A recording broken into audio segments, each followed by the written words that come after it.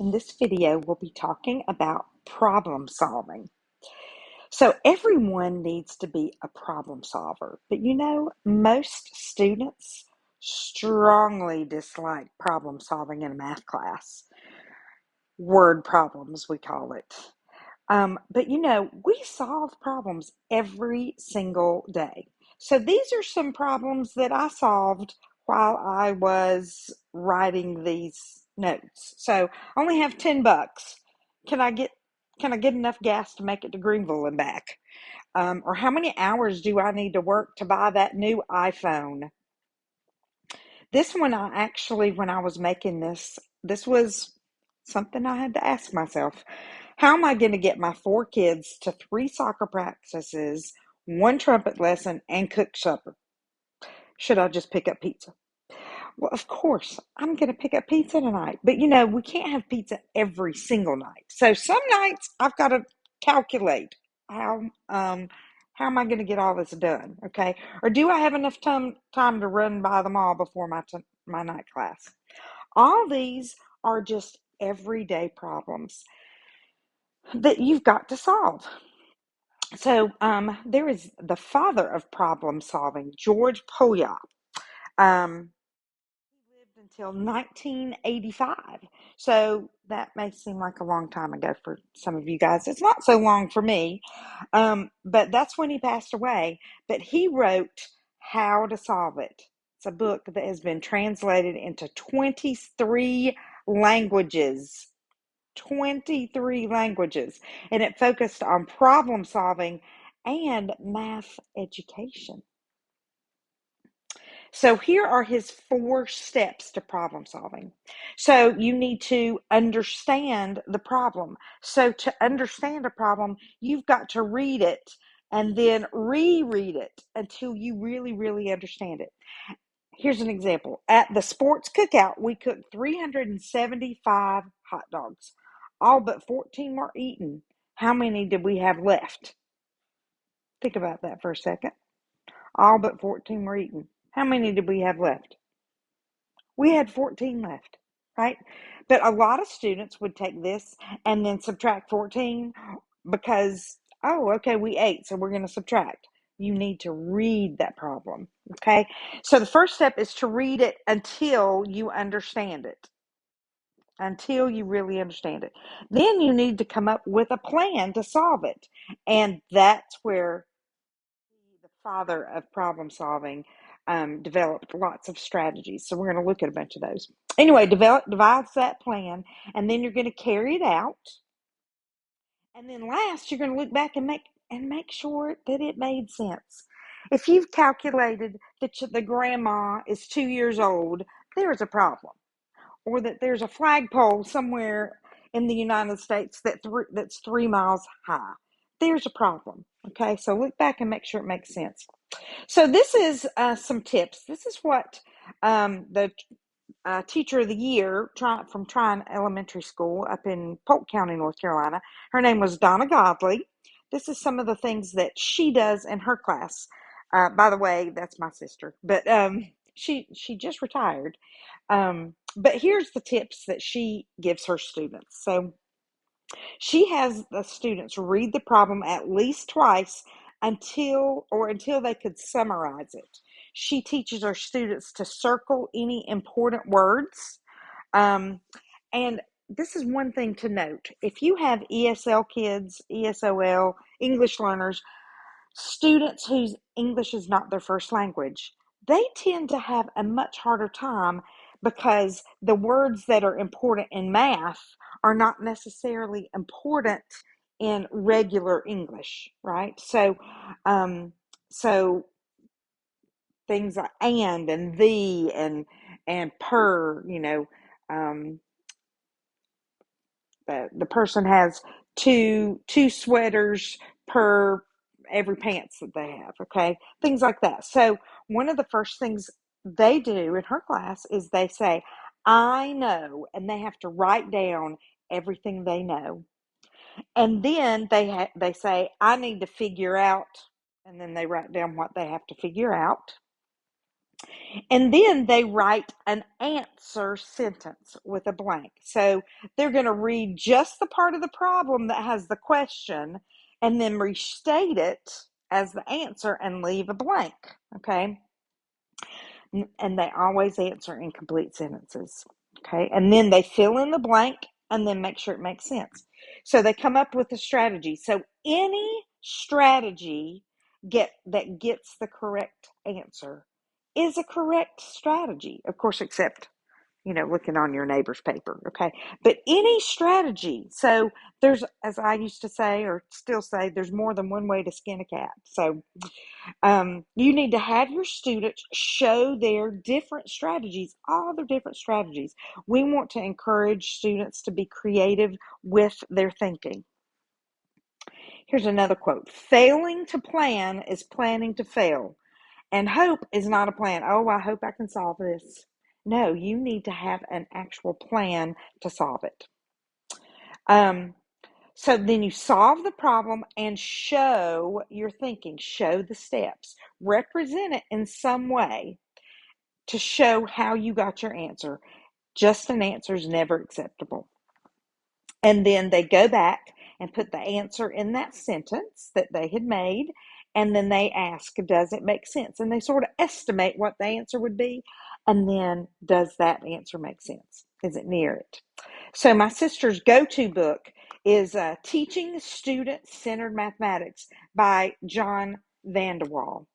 Now, I think that book has been actually separated into multiple books, like Teaching Student-Centered Mathematics for kindergarten through second grade, and through third through fourth grade, and fifth through sixth. I'm not sure how many books he separated that one book into. She actually took a graduate course from him, and he passed away shortly after she took that course. But I know she kept that book, which I'm going to have to ask her if she still has it. Anyway, she kept that book on her shelf, and she would often go to it when she had a student that just couldn't understand, and she'd already shown them 4 or 5 different ways to do it, and they still didn't get it. She would go and get that textbook, say, okay, let's see, what's some other methods that I haven't tried. Okay, so I'm going to talk about several of his strategies that are my favorite. Okay, so the first one is one that I use a lot, and it is I just look for patterns. Okay, so there was a student who, there was a teacher, and I'm sure that she was, or he was just getting tired, and the kids were driving her crazy. And so she said, okay, I want you to add all the numbers from 1 to 100.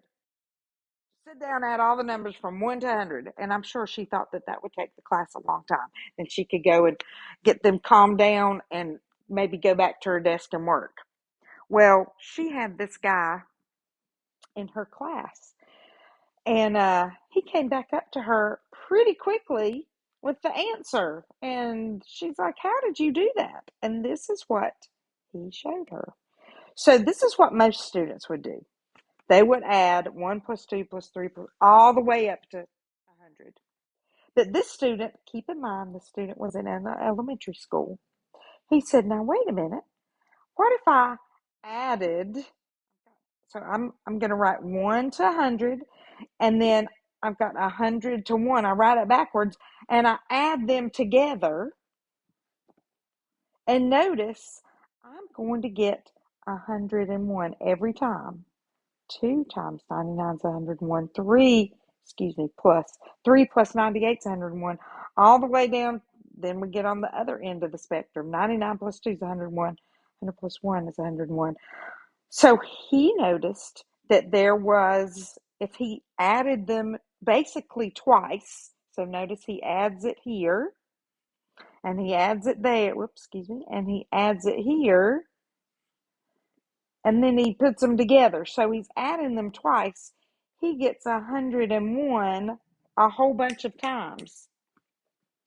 So let's see what he did to calculate. So he had 101. How many 101s did he have? Well, in this case, he had 1 to 100. So he had 100 of them. Okay. So he had 101 100 times. And then why is he dividing it by 2? Notice it's because he has 2. He did it twice here, right? All right. So that I'm having a hard time with this. Sorry. Here we go. All right. So that's what he did. He added those guys together and he got 101 times 100, and then he divided it by 2. Now, I just went straight to 50, 50, 5,000, 50. But you didn't have to multiply that. You could say, oh, 2 goes into 150 times. So now I'm really multiplying 50 times 101. Either way, that's what he got. So this guy, his name was Carl. He figured out 2 formulas when he was in elementary school. So this is the first one. So here it was pretty easy to figure out how many numbers, how many of these 101s that we had, because we had 100 of them. Okay. But sometimes that's a little bit harder. So he figured out a formula to figure out how many numbers are in a sequence. And he took the first one, or excuse me, the last one, and he subtracted the first one, and then he divided it by the number of skips. And so make sure you change that in your notes to the number of skips. And then he added 1 to that. Okay. Remember, he was in somebody's second or third grade class when he did that. And then he came up with this formula: first plus the last. That's how he got first plus the last. Yeah, that's how he got this 101, times how many he has in that sequence. And then he divided it by 2. Now, this was Carl Gauss. Carl Gauss is a famous mathematician. So he came up with that, but he was in somebody's elementary class, right? So we're gonna do a few of these, okay? So now we're gonna find the sum of the odd natural numbers less than 100. So not all of them, just the odd ones. So once again, we've got, let me erase that. So once again, we've got our, 1 to 199, but notice I'm just doing the odds. 1 plus 3 plus 5 plus 7, okay? And then I'm going, and I did like Gauss, and I added it again. So I'm going to add the first and last together, okay? And then, so that's going to give me 100. And then I need to know how many of those we have. So we've got to calculate that. So now we're calculating how many. So we're going to use this formula right here. How many is in there? So we've got our last minus our first. So our last was 99, and we subtracted the first. So that's how we got 98. And then we are going to divide it by 2. Okay. So 98 divided by 2 is going to give me 40, 49. And then I add 1 and get 50, which makes sense. Think about that. If you have, half of the numbers that are 1 through 100 are odd and half of them are even. So that would make sense that it's 50. So once you know that it's 50, you're going to come back in here and stick it into this other one. So 100. So I've got 50 of those 100s, and then I'm going to divide. And again, 2 goes into 50, 25. And 25 times 100 gives me 2,500. And the reason I'm doing that division, you're like, I'll just stick it in my calculator. But remember, you don't have a calculator on your test. So we want to come up with ways that we can make these numbers smaller. So my final answer is 2,500. Okay. Now this time we're going to find the sum of 25 to 120. And notice I didn't skip any, right? So I'm going up by ones. So we're going to figure out how many we have.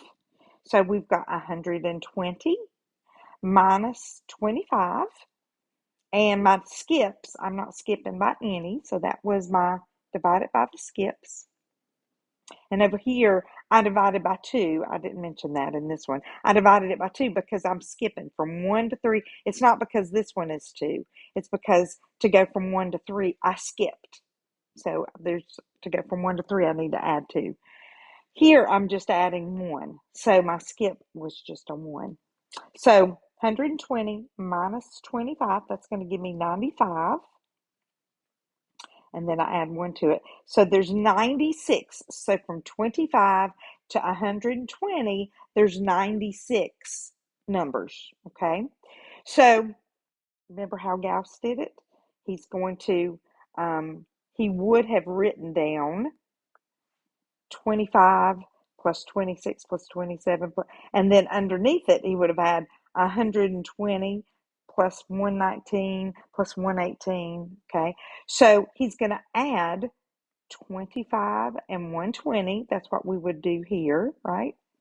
That was here. So that's, I've got that. And then I figured out that it's times 96 because there's going to be 96 of them down there.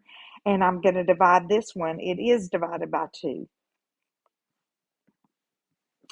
So that's going to be 145 divided by times 96 divided by 2.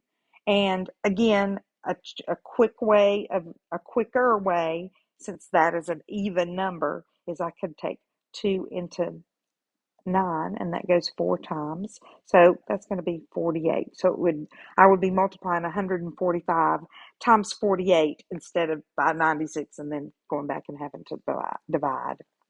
So the textbook has lots and lots of problems like this, but your textbook is my stuff in the classroom. So I do have some of those, not quite as much as your textbook does. But anyway, okay. So that's one step. So one step is to look for a pattern. Okay. Most patterns are not this complicated. Okay. It's just Gauss saw patterns much quicker than other students. That's why he's a famous mathematician, okay? Because that's what mathematicians do. They look for patterns. So another one is to work a related problem. So you're going to work a problem that's similar to the one you've been given, but it's not as hard, okay? So here's an example. Everyone in this class to shake hands with each person exactly once. Now, you're in the video, and so you don't know how many people are watching this video. But if everyone was sitting in the classroom, we are going to see how many handshakes it would take until everyone shook hands with each other exactly one time. And when I've done this in class, I always include me. And then we practice. Okay, so let's do what Miss Godley says. I know what. So I don't know how many people are in the class. Let's just say there's 5. We're going to do a related problem. So there's usually, in this class, I usually have about 15 to 20 students in this class. But we're going to start off with 5. Okay, so a related problem. And we know that everyone's going to shake hands exactly once. I need to figure out how many handshakes we're going to have if we shake hands with exactly one for each person exactly once. Okay, how many are going to occur? So let's do some figuring. Okay, so if we have 5 people, the first person is going to shake. Here's person number 1. They're going to shake hands with this person. So there's 1, 2, 3, 4. I should have them shaking hands. 1, 2, 3, 4. Okay, so they shook hands with 4 people. Okay, the next person, so that's going to be this person, doesn't, let's see if I can grab them. So this person has already shaken that person's hand. So this person's going to just shake 1, 2, 3, right? 3 people's hands. Then the third person, they've already shaken those 2 people's hands. So 1, 2, they have 2 hands to shake. The fourth person, oh, well, it's hard to see. Sorry. But the fourth person just has one to shake, right? So that's four, four handshakes plus three plus two, whoops, plus two plus one. So that's going to be 10 handshakes. 10 handshakes. Now, does this look familiar? 4 plus 3 plus 2 plus 1, right? Gauss, adding. Okay, we normally did 1 plus 2 plus 3. We went, that way. But um, it's very similar. Okay. Um, so if we had 15 people in the class, so notice this is if we had 5 people. Okay. So if we had 15 people, what would we start with? Here we're starting with 4. If we have 5, we're going to start with 4. So with 15, we would start with 14 plus 13 plus 12 plus 11 to figure it out. Okay. And you could figure it out. You could do it like that, or you could go back and do the Gauss's method of figuring that out. Okay. So if I had for 15, it might be easier, especially if you have a calculator, to put it in. But what if you had, what if I had 126 people in class? That's a big old class. Anyway, then you definitely will be starting with 125 and you would add all the way down to 1. I would definitely be using Gauss's method. It would be much faster. Okay. All right. So that's showing how you could work a smaller problem and try and figure out sort of the pattern that's going on, and then makes it easier to work a larger problem. Okay. Next one is that Poya talks about is he's going to make a table. So I guess, hold on, let's read the problem first. Okay, so here is the problem. And notice this is out of a textbook. Um, this textbook is a Pearson textbook that we use. So and Pearson makes lots and lots of textbooks for K through 12, not just for college. So this is straight out of their one of their fourth grade books. Okay, so each side of a triangular cracker, there's my triangular cracker, is 1 inch long. And there are 12 crackers here. What is the perimeter? What is the perimeter of that, of those crackers? Okay. So first we need to understand the problem, right? So what do I know? And you might have to read it a couple of times to get that. But we've got 12 crackers, right? And each side is 1 inch long. So that is a cracker. So that's one, and that's one. So that's one, and that's one. Each one of these is one. Okay. I need to figure out the perimeter of the figure.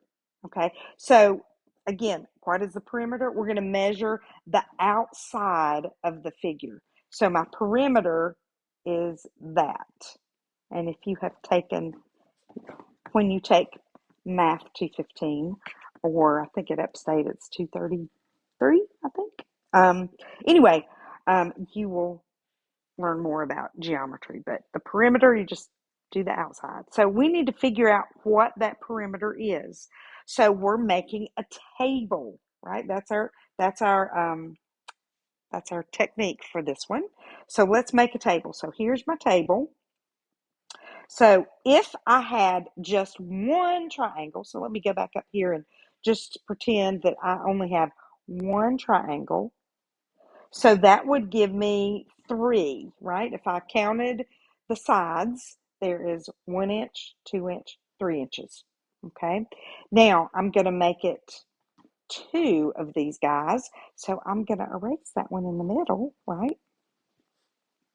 So now let's count how many we've got. 1, 2, 3, 4. So we've got 4. If I have 3, I'll erase the middle, then I count and I've got 5. 1, 2, 3, 4, 5. That's my perimeter. All right, so I've got this table. I've already made the table. Okay. Do you notice how, if I had 12, let's see if we see a pattern. One, if I have one, it's 3. If I have 2, it's 4. If I have 3, it's 5. What am I doing?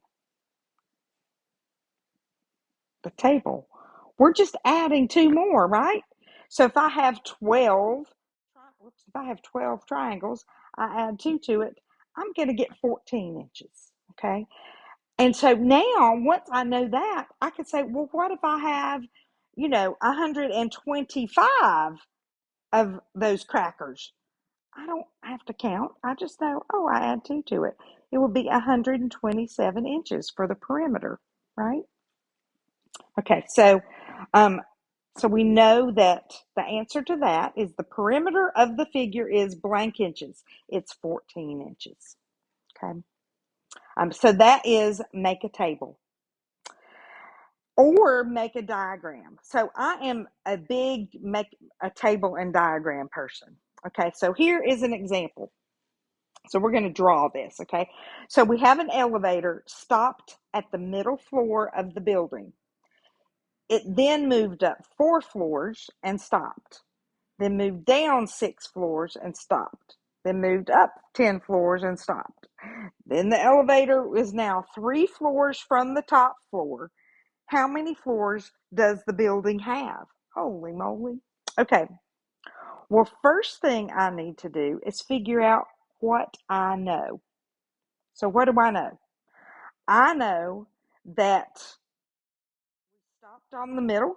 It stopped on the middle floor, right? That's what the first sentence says. An elevator stopped on the middle floor.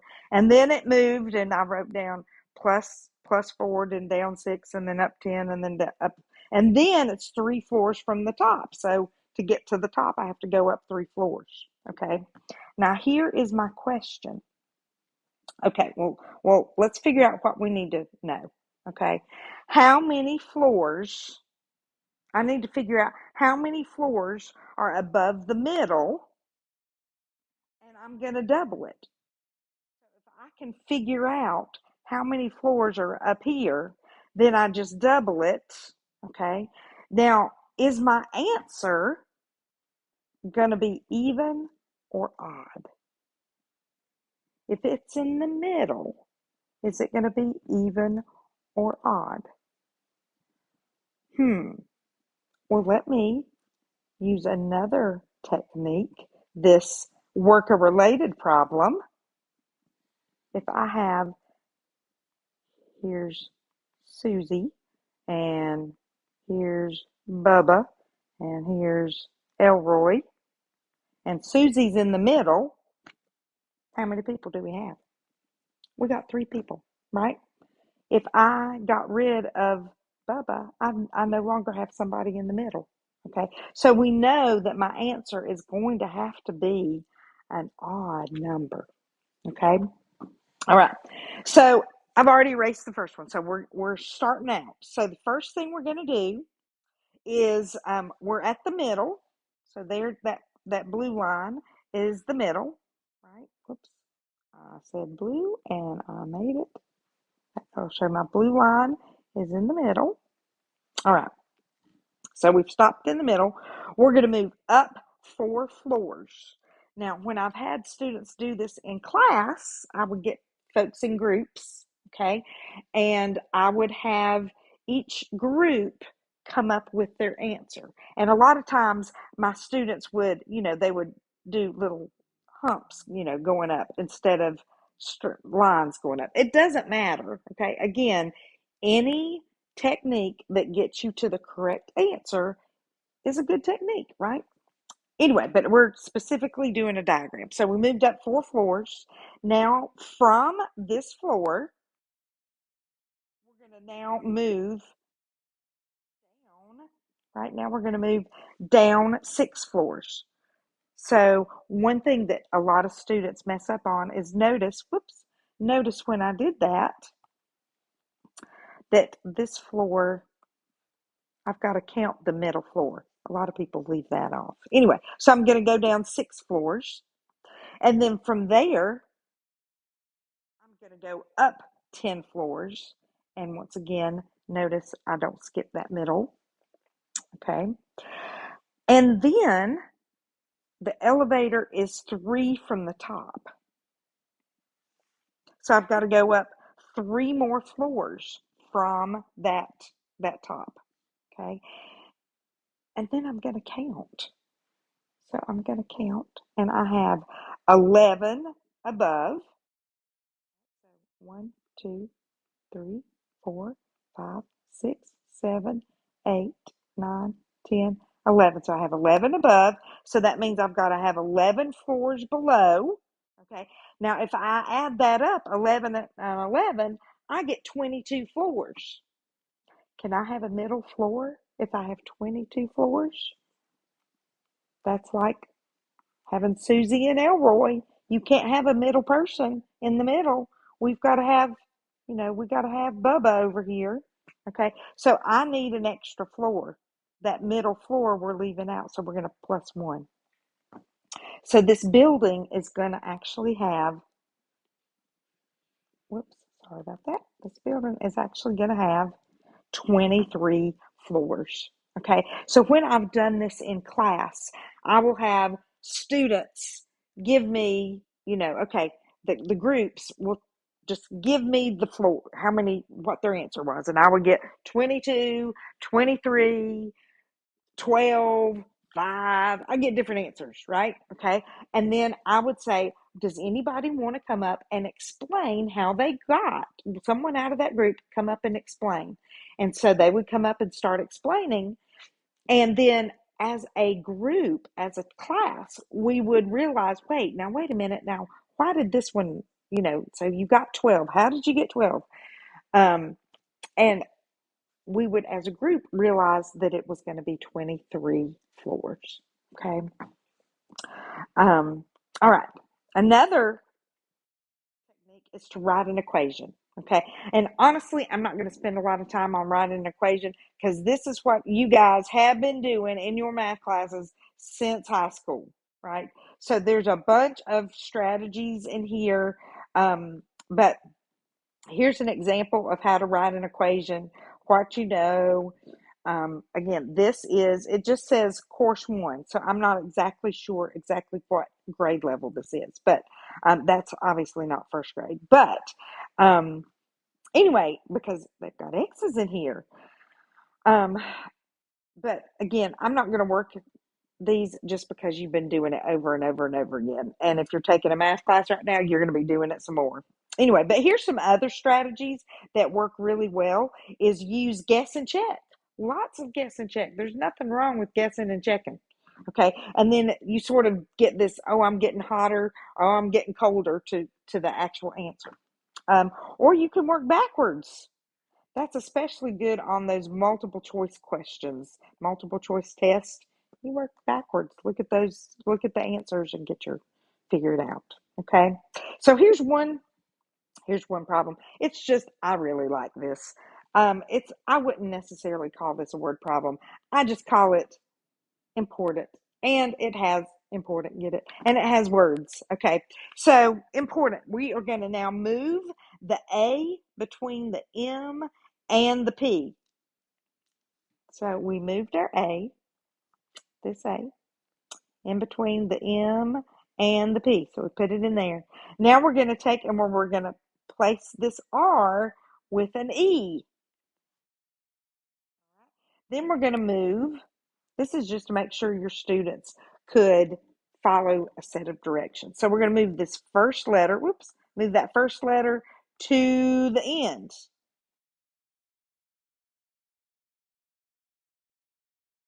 Now we'll change the P and exchange the P and the 6th letter.